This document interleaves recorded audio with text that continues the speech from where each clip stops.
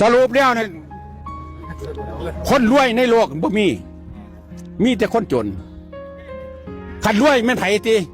รวยนี่แม่นพระพุทธเจ้าและพระอริยเจ้ามันรวยอยู่บนไหนรวยอยู่จิตอยู่ใจเดี๋ยวนี้พระพุทธเจ้ามาสอนให้พวกเขาได้เห็นตนของตนเนี่ยเดี๋ยวนี้เขาไม่เห็นตนของตนเขามายึดเอาร่างกายนี่อยู่ในร่างกายมีธาตุทั้งสี่ดินน้ำไฟลมร่วมกันอยู่นี่แล้วมันเป็นสัตว์มันเป็นบุคคลร่างกายเนี่ยตนของตนจริงๆมันเป็นน้ำถ้ำคือดวงจิตดวงใจว่ามีรูปมีร่างแตกก็ว่าเป็นตายก็ว่าเป็นเก็บไข่ได้ป่วยก็ว่าเป็นเพราะฉะนั้นพระพุทธเจ้าจึงให้มาปฏิบัติหาวิธีมันใช้สติใช้ปัญญา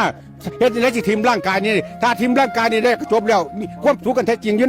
ยู่ใต้ข้างเขาอยู่ในหัวใจนี่อันนี้ไปหาความสุขอยู่ทางนอกคนไปหาเท่าไรมันก็บ่พอความทิศแท้อยู่ในนี่อยู่ในหัวใจนี่เพราะฉะนั้นให้ทำความเข้าใจมู่เจ้าเดี๋ยวนี้มันดูถูกเจ้าของได้นี่ดูถูกตนเองว่าบ่เป็นหน้าที่ของเขาผู้ปฏิบัติ